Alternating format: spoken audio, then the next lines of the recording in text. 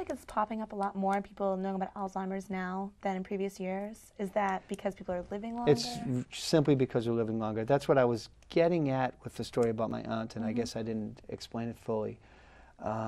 We used to pass, retirement age was 65, and we shuffled off the planet by 70.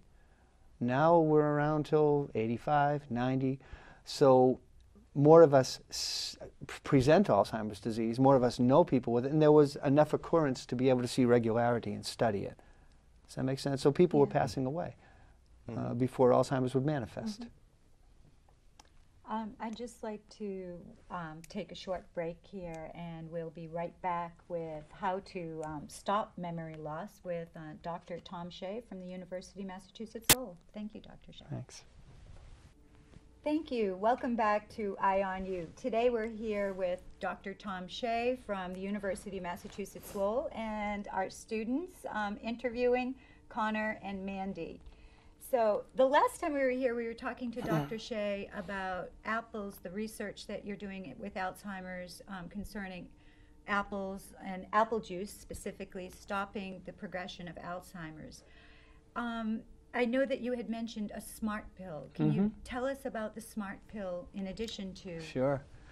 The smart pill is a mixture of 6 over-the-counter vitamins and nutraceuticals. What's a nutraceutical? It's a nutraceutical. It's a compound that's good for you. It's not technically a vitamin. We can make it, so it's still a nutritive component. We spent about 10 years trying different combinations of vitamins. And actually that's the reason something like apples works. It's got a combination of things. There's no one vitamin or compound that's going to take care of all of the ravages that happen to brain cells in Alzheimer's disease. So we mixed together finally 6 components, and they all help each other.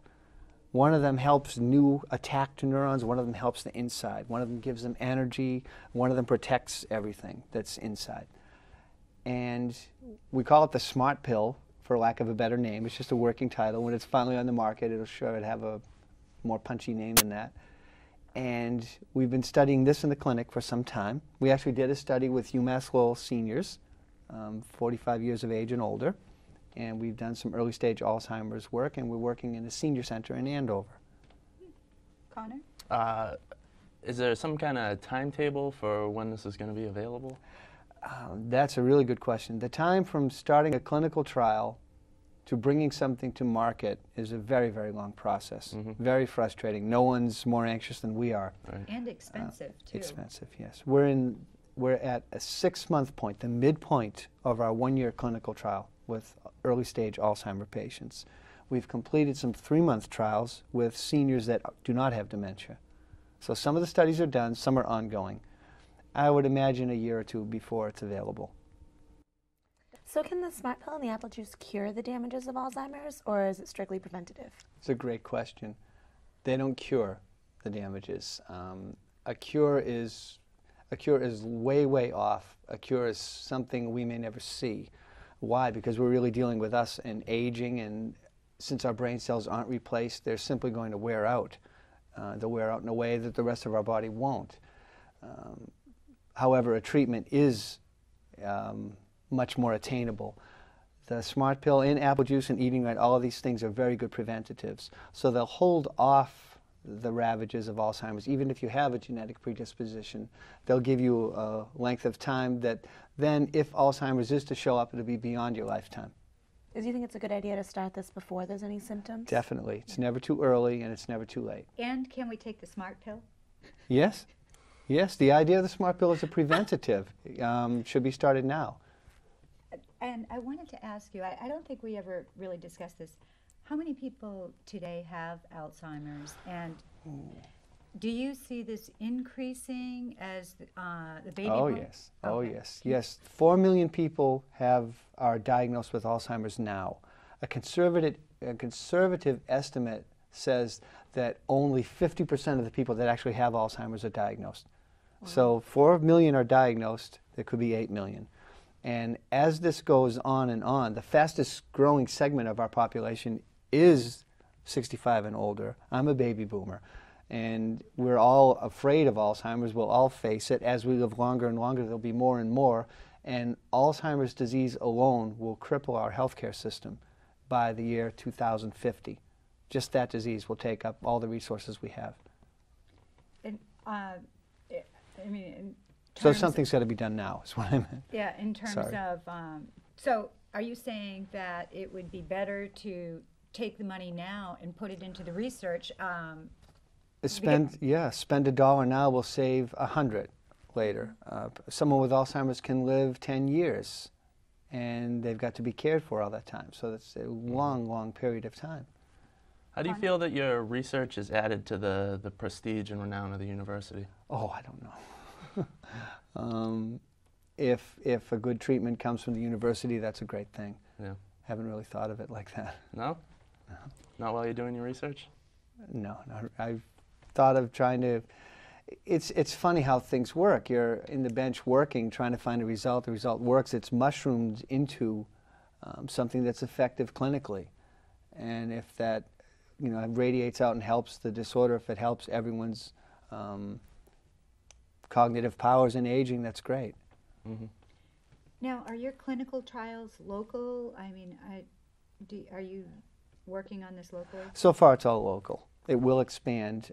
We're seeking funding to expand across the country because a good thing to do is have sites that are far apart. So you can run a clinical study, for example, on 5 to 10 sites that are all in different parts of the country. They're run by completely different sets of people. So that adds a lot of power for statistical analyses. There were different teams, the different locations, and so on. Does that make sense? Everything we do now is in the region. UMass has a great reputation with regional senior centers, such as Deauville, and nursing homes. So because of prior studies, we're able to talk to them quickly and set up good clinical trials. We've also worked with UMass Worcester in their dementia clinic. Where does the funding come from for the clinical trials? The funding that we are working with now all came from Chancellor Hogan.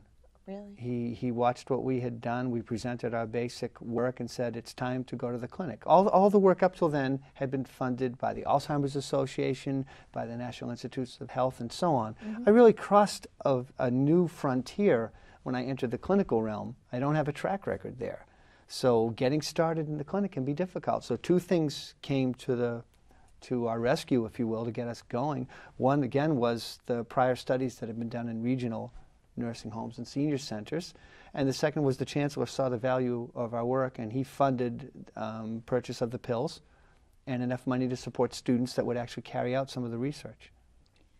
What's the next step in your research for you? I mean, is there a next step? Yes, there is. Okay. Several next steps. One of them is back to NIH for national funding based on this work that we've done, thanks to the Chancellor and to other UMass Lowell investigators paving the way.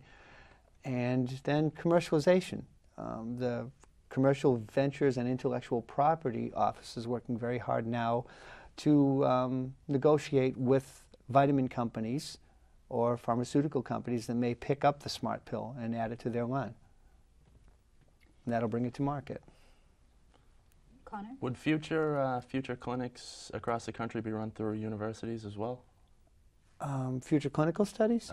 Future research. Future research? Yeah. On this particular thing? Yes, it would be in collaboration. So for example, if you're at Case Western University and you're working in Alzheimer's, I'd give you a call, I'd show you the data we have. You'd look at some of my papers, I'd look at yours, and we may set up in your university running a similar study in collaboration with you. So we do that in 5 to 10 universities and other Alzheimer's centers. There's a great Alzheimer's center at Mass General where we'll work with next, and so on down the line. We're just about running out of time, but Great. I would just like you to tell the audience in last few words about apples and smart pill combined together. What will they do again to stop the progression of Alzheimer's? Oh, well, they're two different approaches. They relate to the same thing. You're giving your brain cells extra nutrition and extra protection to kind of give them the best you can, the best diet, the best protection they can, so they'll last a little bit longer. Okay. Thank you very much. Thank you. Thank Thank you for you. joining us. Thanks. Thank you. Thanks. Coming up next, we have our community segment with Cassie Robico and Duville.